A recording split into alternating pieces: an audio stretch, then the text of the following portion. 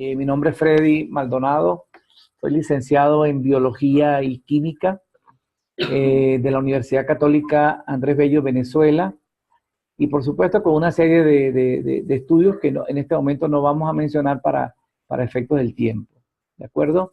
En primer lugar, le doy la bienvenida a todos ustedes, colegas, que se han tomado pues el tiempo para conectarse, dejando, me imagino, de hacer cosas importantes en su quehacer diario, de nocturno, de hoy sábado, para conectarse en este webinar, en esta conferencia. Eso significa que usted tiene un genuino interés por mejorar como profesional, por mejorar como comunicador y evidentemente mejorar como docente. Tenemos el privilegio de estar juntos conectados a través de varios países. Yo vivo en Colombia desde hace más de 35 años que egresé como educador, pues me he dedicado a la parte de la neurociencia, parte de la investigación, investigando modelos de neuroenseñanza, y es a través de los últimos 5 años donde la neurociencia, a través de las disciplinas que conforman las neurociencias, que es la pedagogía, la psicología, la sociología, etcétera, nos han dado a descubrir una serie de información que anteriormente estaba vetada. Entonces, ahí nos aparece evidentemente que un docente debería ser un coaching, ¿sí? Porque un coaching es una persona que genera entrenamiento. Pudiera ser un psicoterapeuta, como me dijo una vez un colega, pero yo no soy psicoterapeuta, ¿no? Pero tú vas a mejorar problemas de enseñanza, problemas de comunicación, problemas inclusive en salud emocional. Y eso hace que de alguna manera hagamos psicoterapia. A veces una palabra de aliento que le damos a un participante o a un estudiante o a un alumno le mejora notablemente su actitud, sus emociones y por supuesto su estado anímico y su calidad de atención y de rendimiento. También somos asesores porque estamos transfiriendo conocimiento. Parte de lo que usted hoy perciba acá y ya el lunes transfiera, usted está asesorando. Somos la disciplina mentoring porque estamos haciendo a veces tutoriales o tutorizaciones con los estudiantes. También somos counseling porque estamos dando consejos, estamos dando consulta y de alguna manera somos orientadores porque somos guía para ellos en sus conductas, en sus actitudes, en su formación, etc. De tal manera que interesante es que hoy por hoy seamos integrales, ¿sí? Es decir, anteriormente se decía que educador era aquel que impartía valores, principios, y cualquiera podía ser educador sin importar que fuera a recibir un título universitario. Después se habló más adelante que el maestro era aquel que había estudiado formalmente para la enseñanza. Y luego aparece el concepto de profesor, donde se dice que aparte de los dos anteriores, está dispuesto pues a generar estrategias de enseñanza, a implementar nuevas estrategias en su enseñanza, y esto lo convierte en un investigador. Razón por la cual pues yo les aplaudo por el hecho de estar buscando este tipo de información. Todo conflicto comienza por la falta de conciencia. De esta manera que se nos exhorta como docentes tomar conciencia de la importancia que hoy tiene el conocer más sobre nuestro cerebro y de cómo esto influye en el proceso de enseñanza-aprendizaje.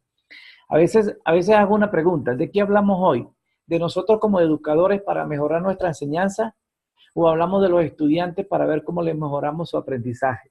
Porque son dos cosas que aun cuando se parecen son completamente distintas. Entonces estamos hablando de neuroenseñanza y estamos hablando de neuroaprendizaje. El día de hoy, como me estoy refiriendo a ustedes, colegas educadores, docentes, maestros, profesores, pues vamos a dejar quieto al estudiante y vamos a pensar en nosotros como emisores de una información, de un conocimiento. De tal manera que el primer enfoque es hacia nosotros mismos. Hoy por hoy hablamos de neurodesaprender y es válido porque tenemos que desaprender todos los programas y los patrones que nos enseñaron en la universidad o en el pedagógico cuando nos estaban formando como docentes, puesto que se ha modificado el terreno y seguimos nosotros con un mismo mapa en la mano. Entonces, si seguimos con un mismo mapa mental, pero el terreno se ha modificado, nos va a costar conseguir ciertos puntos, como si fueran direcciones. Hoy por hoy se nos exhorta a conectarnos con cómo funciona el cerebro. En los últimos 5 años aproximadamente se ha recibido una información interesantísima que no se había recibido en los últimos 50 años. Entonces, en apenas 5 años hemos entendido cómo funciona el cerebro, cómo funciona el cerebro consciente, cómo funciona el cerebro inconsciente, que solamente tenemos un 5% de capacidad cognitiva, donde utilizamos los 5 sentidos, olfato, vista, gusto, tacto, donde razonamos, hay lógica.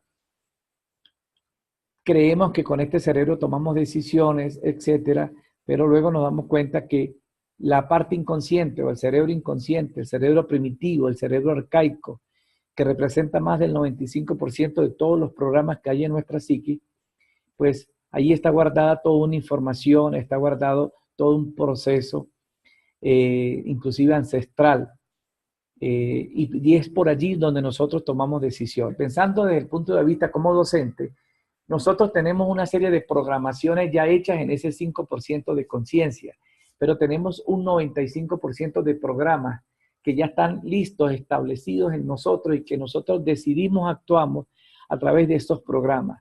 Vale decir, valdría la pena preguntarse por qué nosotros escogimos ser docentes, por qué nosotros escogimos como oficio la educación. Y desde el punto de vista de la neurociencia, de la biodescodificación, disciplina con la cual trabajo actualmente, la biodescodificación, desde el punto de vista de la metagenealogía, desde el punto de vista de una serie de disciplinas, hoy por hoy prácticamente ya está dilucidado que ningún oficio, ninguna profesión nosotros la escogimos conscientemente, sino que fue escogida inconscientemente. Ahora viene la pregunta, colega, ¿por qué escogimos la educación? La respuesta que puede haber es que muchas veces en nuestro árbol genealógico hubo mucha ignorancia, y al haber mucha ignorancia y sufrimiento por falta de conocimiento, entonces nosotros como descendientes de nuestros ancestros escogemos la profesión de enseñanza para reparar ese sufrimiento. Y tal vez sin darnos cuenta, enseñando, nosotros reparamos el sufrimiento que ha ocurrido arriba en nuestro árbol, en nuestra genealogía, en nuestro transgeneracional.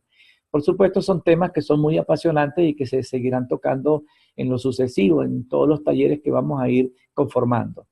Alguien dirá, no, pero es que a mí me gusta la enseñanza, yo amo enseñar. Sí, perfecto. Es que cada vez que nosotros escogemos un oficio lo amamos porque lo estamos escogiendo para reparar, para hacer una reparación.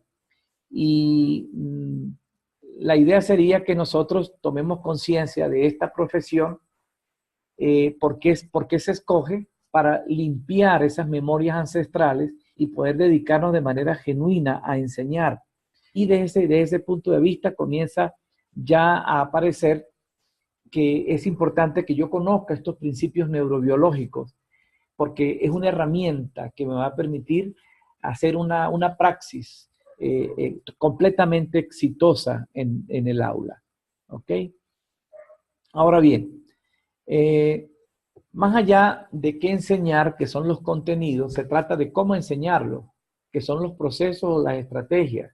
Y a la luz de todos estos conocimientos sobre cómo el cerebro aprende, cómo atiende, cómo memoriza y cómo soluciona problemas, es que nosotros podemos mejorar nuestra enseñanza. El objetivo de llegar profundamente. No se trata de dar un objetivo y cumplir con un programa educativo. Yo sé que si ustedes están conectados aquí es porque están buscando cómo mejorar, porque la enseñanza tiene que ser divertida, tiene que ser un juego, tiene que ser relajada. Y si nosotros tenemos, ¿cómo se llama esto? Experiencia o comentarios como me canso dando clase, me fastidio, qué rollo ir a dar clase el lunes y tal, las notas, las evaluaciones, la entrega de los programas, significa que tú no estás disfrutando el proceso de la enseñanza. Y recordemos que en el año, 1960, dos psicólogos, Robert Rosenthal y no recuerdo si es Leonor Jacobson, nos dieron una primera investigación que se llamó el efecto Pigmalión. Recuerden ustedes que eso fue, creo que en California, en Estados Unidos, y ellos llegaron a la conclusión de que si el docente tiene una idea completamente distinta hacia enseñar, lo disfruta, se relaja, lo hace divertido y más encima le pagan por eso, lo que el estudiante va a percibir es tremendo, porque se aprende con todo el cerebro es holístico. Entonces, desde este punto de vista, como docente, que es nuestra responsabilidad, a veces decimos, yo quiero que mis hijos reciban las clases de los mejores profesores, pero la gran pregunta que siempre nos hemos hecho, ¿yo seré ese gran profesor para los hijos de otros?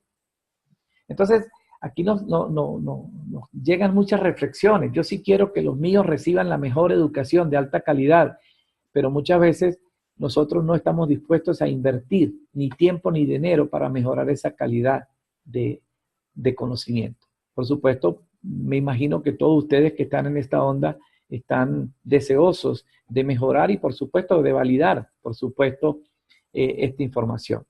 Hoy por hoy se abre una disciplina que se llama la neuroeducación, donde se abren enfoques como neuroenseñanza, neuroaprendizaje, neuroeducador y por supuesto, ¿de qué nos estamos valiendo? Nos estamos valiendo de este concepto que justamente es la neurociencia, un potencial impactante, porque en primer lugar toma en cuenta la biología, o sea, el cerebro. Se toma en cuenta las creencias que tenemos nosotros como docentes. De hecho, ya ahí se basó el efecto Pigmalión, porque el grupo de estudiantes, no sé, ustedes lo recuerdan, tuvieron que haberlo visto en alguna materia en la universidad, didáctica especial o no sé, a un grupo de docentes le dieron un grupo de estudiantes y le dijeron que esos estudiantes eran superdotados. Y no era así, tenían un coeficiente igual al grupo. Y entonces los docentes, como tenían en su mente de que ellos eran súper dotados, y le dijeron, tengan cuidado porque esos muchachos hasta les pueden enseñar a ustedes. Ellos le dedicaron tiempo, le dedicaron más preguntas, le dedicaron más elogios, le dedicaron una cantidad de emociones. Entonces, ese cerebro obviamente respondió a todos estos estímulos y ese fue el efecto Pigmalión positivo, porque se habla del efecto Pigmalión positivo como el efecto Pigmalión negativo. Pigmalión, a ver, rápidamente, a mí me gusta siempre dar la información completa. Fue un monarca, un rey en Grecia, que pues parece que no conseguía novia para casarse, esposa, y entonces, bueno, él se puso, era escultor y a esculpir una mujer y esculpió a Galatea, de la cual se enamoró profundamente. Y entonces todos los días le hablaba y la mimaba, la vestía, la besaba, y entonces la diosa del amor, Afrodita, se apiadó de Pigmalión y le dio vida a esa estatua con la cual él se casó y bueno, fueron felices. ¿Qué significa Pigmalión? Que a todo lo que uno le enfoca la atención, las emociones y le enfoca toda la energía, eso se convierte en una realidad, de alguna manera. Esa es la metáfora del efecto Pigmalión. Si nosotros como educadores mejoramos y creemos en nosotros como comunicadores y manejamos persuasión y manejamos todos los patrones del lenguaje hipnótico y manejamos todo cómo funciona el cerebro, los programas, las neurocreencias, las estrategias didácticas para mejorar, que es el enfoque de este taller, pues evidentemente que los estudiantes van a recibir van a tener respuestas completamente distintas hacia nosotros. Pero si nosotros estamos cansados, decimos que esta es una profesión que es mal paga, mal vista, que no gano bien, que me canso mucho, que yo trabajo mucho, pues de alguna manera transmito esa energía a mis estudiantes, porque en una clase, ahorita que estamos hablando de sistemas cuánticos, los inconscientes se ponen en contacto, el inconsciente del docente con el inconsciente del estudiante, igual como en una terapia. Yo como terapeuta, cada vez que tengo una persona al frente y le voy a hacer una biodescodificación, mi inconsciente entra en comunicación con el inconsciente de la otra persona. Y es la otra persona, su inconsciente, el que me dice qué protocolo debo practicarle para poder solucionar un conflicto, porque el inconsciente nuestro, el cerebro inconsciente, siempre anda buscando la supervivencia y por consiguiente él quiere que nosotros mejoremos.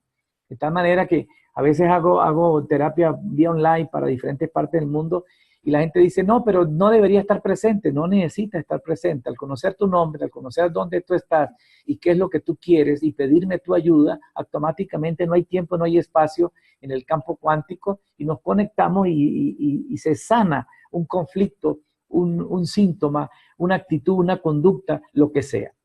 La otra parte, para caer de nuevo aquí, es la psicología. Entonces se ha utilizado la disciplina de la psicología de la enseñanza, y en combinación con la didáctica, cuando estos tres círculos hacen como el eclipse, este puntico acá es lo que llamamos la neurociencia, ¿sí? Entonces, de la neurociencia estamos tomando todos los aportes y de verdad que es impactante todo lo que hoy tenemos.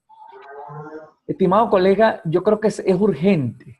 Como muchas personas me dicen, Freddy, yo hasta hoy no había tomado en cuenta la importancia de esto, pero es urgente que nosotros nos formemos en estas estrategias didácticas diferentes. Yo no llamo estrategias nuevas, para mí la palabra nueva no entra en mi cerebro, son diferentes.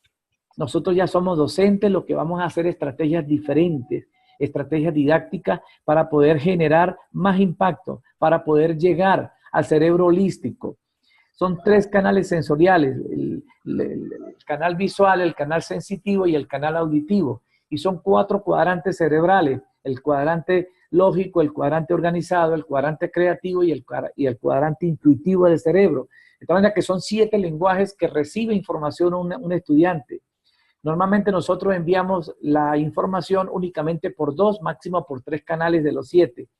Imaginemos que aprendamos a enviar un objetivo por los 7 canales en que habla el cerebro. Pues evidentemente va a haber un impacto en esa enseñanza.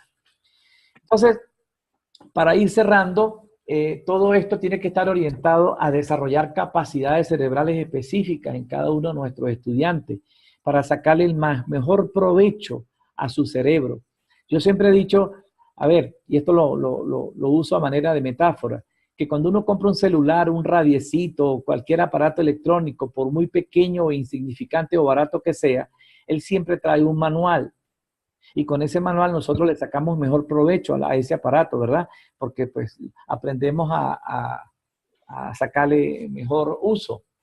Entonces, claro está que la mayoría de nosotros miramos el manual cuando ya no podemos manejar bien el aparato, entonces sí vamos a mirar el manual.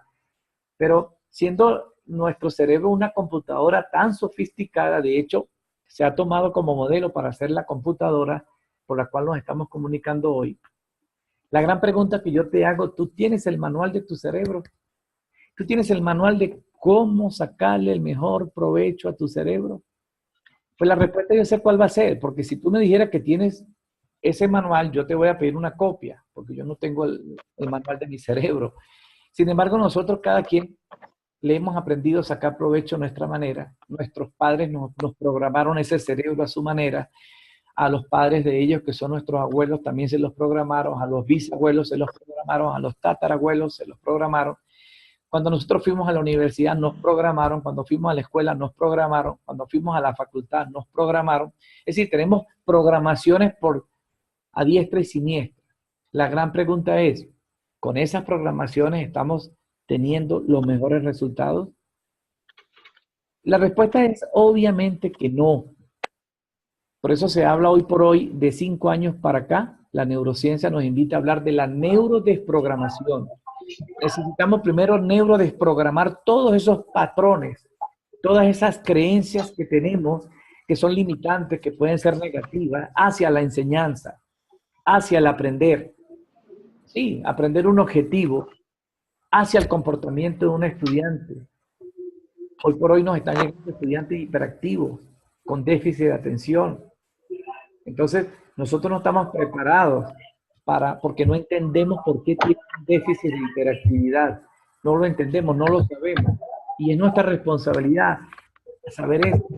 A ese estudiante lo detenemos a base de gritos, a base de, no sé, tal vez no golpes porque ya no se aplican por las leyes, pero en la antigüedad sí. Y a base de amedrentamiento, a base de quitarle un receso, un recreo o una nota, pero no entendemos cómo sacarle provecho a esos cerebros, porque nuestros cerebros no están entrenados para ese tipo de estudiantes. De tal manera que Para mí, para Freddy, no existen malos docentes. Solo existen docentes que desconocen cómo funciona el cerebro o tal vez cómo sacarle el mayor provecho al cerebro. Empezando por el cerebro nuestro como docentes, para luego ir al cerebro del estudiante.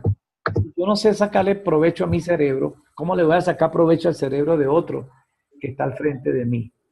Porque son programas de flexibilidad, son programas de neuroplasticidad, son programas de paciencia, son programas de voy a mirar, voy a escuchar y luego tomaré una decisión, ¿sí? Son programas que están a favor de tu excelencia. De hecho, hubo personas que decían que los iban a robar, que era una trampa, que era una estafa. ¿Cómo va a ser una estafa si vas a recibir 80 horas sin costo alguno?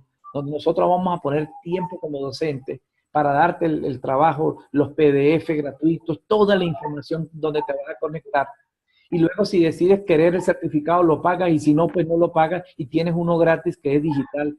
¿Cómo me vas a decir que esto puede ser una trampa si lo estamos haciendo de la mejor manera? Porque nosotros creemos en este tipo de entrega, dando se recibe.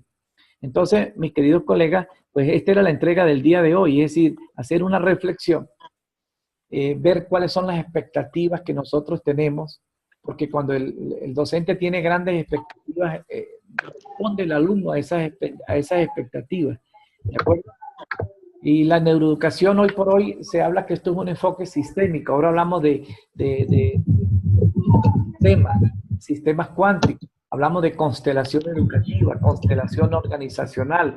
De todo esto tenemos que hablar porque cada vez que nosotros abrimos una clase estamos abriendo un sistema cuántico donde nos estamos conectando con todos los inconscientes de nuestros estudiantes, con los inconscientes de sus padres, de sus abuelos y tatarabuelos y al mismo tiempo con los inconscientes de los nuestros.